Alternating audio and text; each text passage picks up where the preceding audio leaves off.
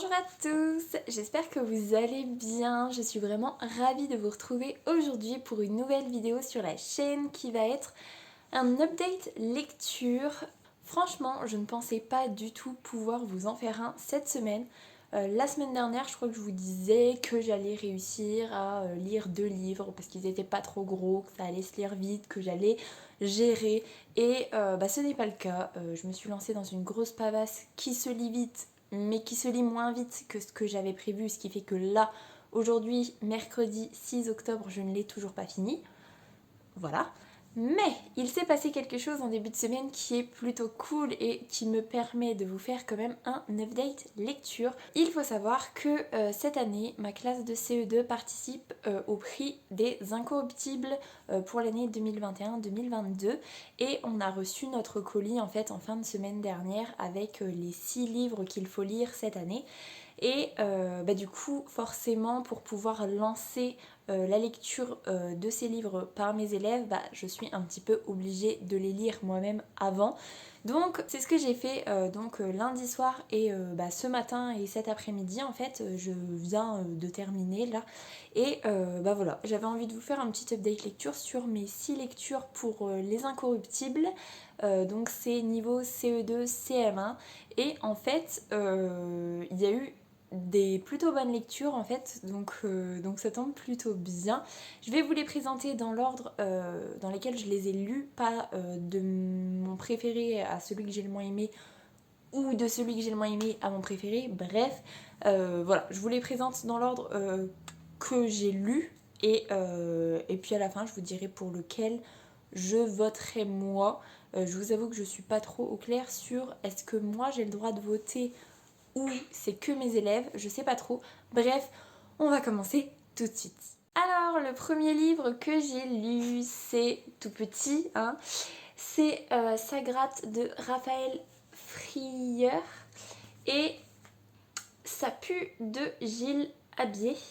Donc c'est un livre qui est c'est un double livre en fait qui parle grosso modo de la même histoire et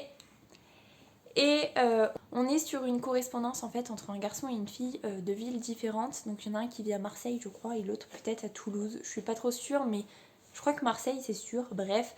Et dans leur correspondance on leur demande à un moment donné d'envoyer à leur correspondant un objet qu'ils ont fabriqué eux-mêmes. Et voilà, en fait on va voir les avis de chacun des correspondants par rapport à ce qu'ils ont reçu en fait de leur binôme.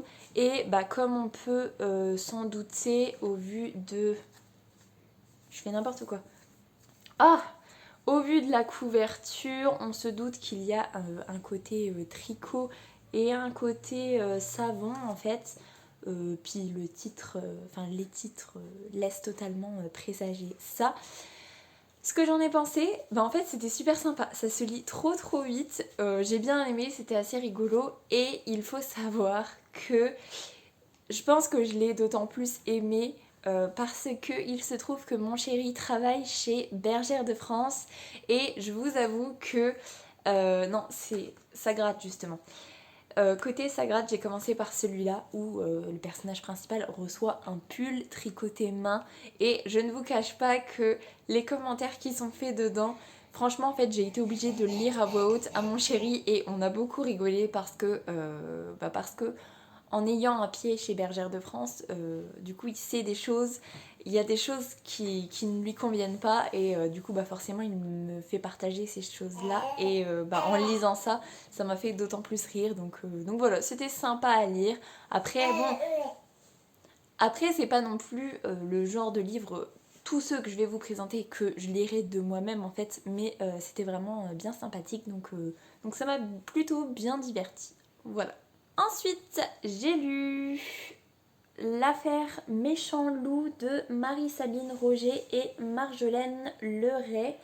Donc avec le reflet c'est pas évident mais en gros voilà on est là-dessus. Ça ressemble un peu... Attendez je vais pas vous spoiler trop. Ça ressemble à un album en fait, hein, un album... Il est très sombre, il est vraiment en noir et blanc en fait. Et en gros on va suivre l'histoire d'un loup qui est plutôt solitaire, qui est plutôt tranquille, qui veut de mal à personne. En fait il fait sa petite vie plan-plan. Et à côté de ça on va suivre une bergerie où bah, du coup il y a certaines chèvres qui souhaitent en fait prendre leur indépendance et s'enfuir de là. Et voilà, c'est à peu près ça. Et en gros, celui-là, il va traiter des préjugés, des stéréotypes sur parce que c'est un loup, il est comme ça, parce que c'est une chèvre, elle est comme ça. Et c'était vraiment, vraiment super bien. J'ai adoré ma lecture. C'est fait en rime. Les trois quarts du temps, il y a des endroits où les rimes ne fonctionnent pas, mais les trois quarts du temps, c'est fait en rime. Je l'ai lu en fait à ma fille et à mon chéri en même temps parce que le côté un peu album et tout, c'était sympathique. Et puis bon, ça va très vite à lire. Hein. Et voilà, en fait, c'est vrai que même mon chéri l'a trouvé plutôt bien. Il était un peu choqué de la fin, il m'a dit bah ça se finit comme ça. Bah oui, ça se finit comme ça. Et non, franchement, je l'ai vraiment trouvé super, super bien. Et c'était une très bonne découverte. Et je suis contente que mes élèves le lisent parce que pour le coup, celui-là, il y a vraiment. En fait, le ça gratte et ça pue. Il y a aussi pas mal de choses à travailler dessus en classe, donc c'est plutôt cool. Et la ferme méchant loup, c'est pareil, il y a quand même pas mal de choses à en dire. Donc voilà. Ensuite, j'ai lu Le Grand Bain de Marie-Line Fouquet et Pauline Duhamel. Comme son nom l'indique et comme la couverture le laisse présager, on va partir sur une classe, là c'est une classe de CE1 qui part pour sa première séance de piscine en fait. Et le héros principal, donc c'est Nino, lui en fait il ne sait pas nager, il a peur de l'eau. Et il a tellement honte de ça qu'il ne va pas oser le dire. Et au contraire, il va dire qu'il est dans le groupe des plus forts. Franchement, c'est pareil, c'était un petit... pareil, il est tout petit. Hein. C'était vraiment sympa à lire. J'ai beaucoup aimé le côté maîtresse dedans à la piscine avec toutes les déconvenues qu'on peut vivre à la piscine quand on emmène notre classe. Franchement, c'était super sympa. Et le côté on a honte, on ment, on essaye de se cacher et tout. Et puis finalement, on se rend compte que non, on est tous un peu différents, on a tous peur de certaines choses et c'est pas grave en fait. J'ai trouvé ça aussi super mignon, super sympa. Ouais, j'ai vraiment bien aimé et ouais, ça se lit tout seul, c'était plutôt mignon. Ça m'a trop donné envie d'aller à la piscine avec mes élèves. Moi qui adore aller à la piscine, mais j'avoue que quand j'y emmène mes élèves, c'est pas la partie de l'année que je préfère, mais là ça m'a trop donné envie d'y aller avec eux, donc voilà, c'était plutôt pas trop mal parce que du coup ça m'a retiré un petit peu le côté stress de la piscine en classe, donc voilà. Ensuite j'ai lu La classe des mammouths de Jérôme Poncin et Yann de AS, je pense. C'est le plus gros celui-là. Il fait, je crois, 117 pages, un truc dans le genre. Ouais, 117 pages à peu près, en sachant que c'est le plus gros, mais on est sur voilà, de l'illustré à toutes les pages, écrit très gros, des grosses marges. Il était super sympa aussi, je ne vous ai pas fait de résumé.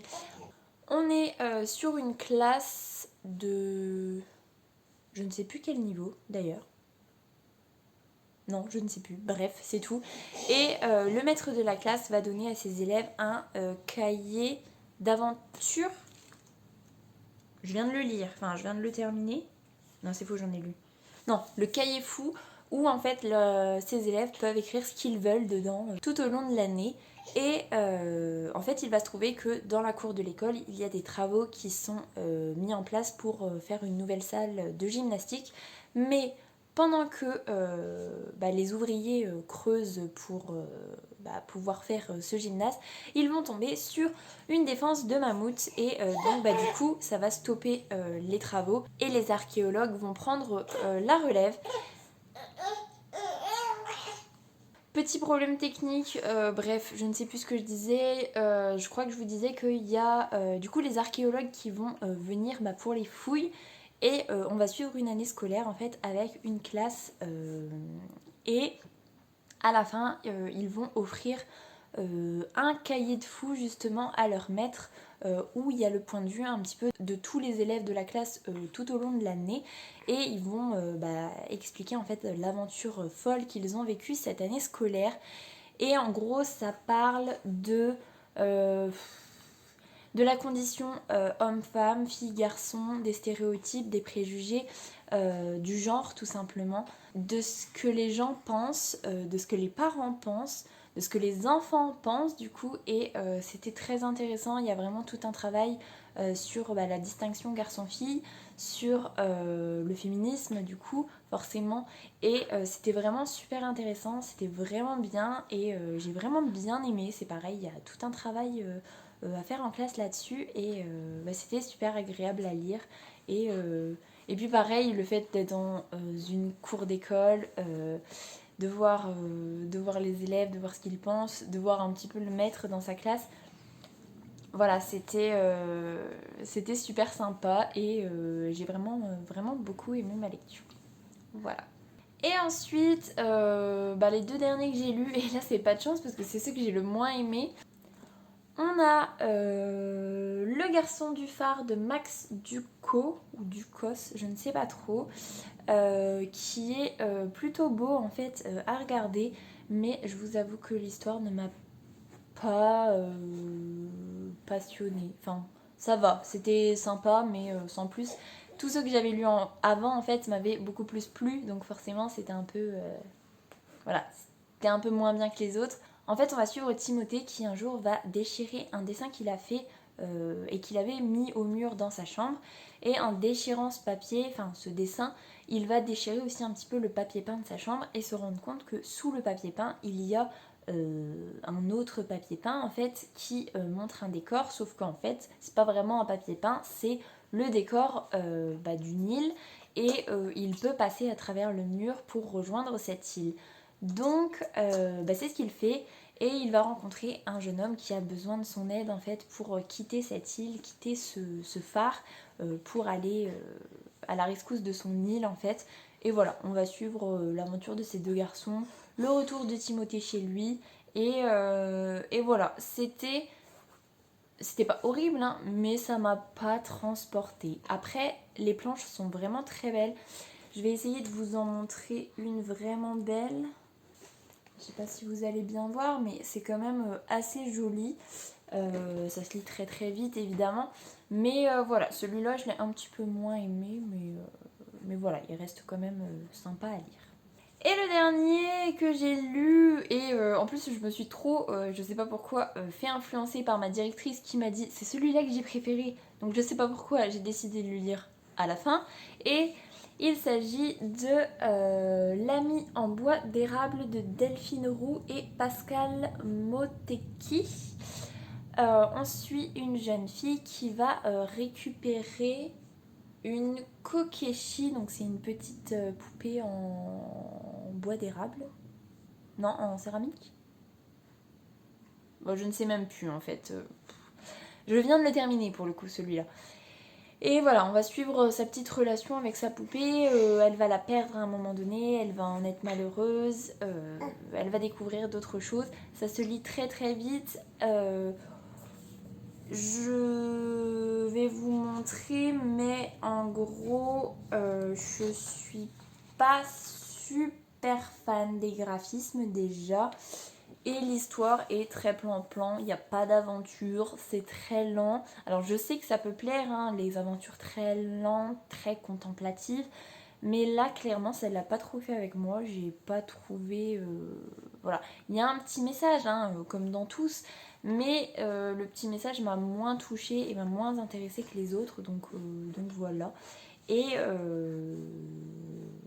Et voilà, en fait j'ai pas grand chose d'autre à vous en dire à part que celui-là je l'ai trouvé juste pas terrible. Franchement c'est celui que j'ai le moins aimé, donc voilà.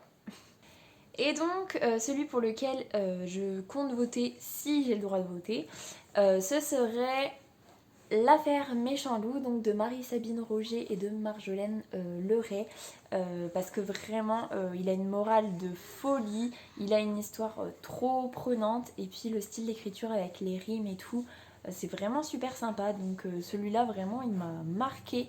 Il se lit vraiment trop vite, les graphismes sont pas fous pour le coup, c'est très noir, très sombre, très simpliste je dirais, mais je sais pas, l'histoire était percutante, ça m'a vraiment bien plu. Et ça, ce serait clairement un travail que j'aimerais bien mener en classe une fois que mes élèves l'auront tous lu, pour faire un petit débat en fait sur ce qu'ils pensent en fait de la de la fin tout simplement, parce que c'est vraiment une fin assez percutante on va dire. Et donc voilà, ce serait celui-là qui gagnerait selon moi le prix des Incorruptibles 2021-2022.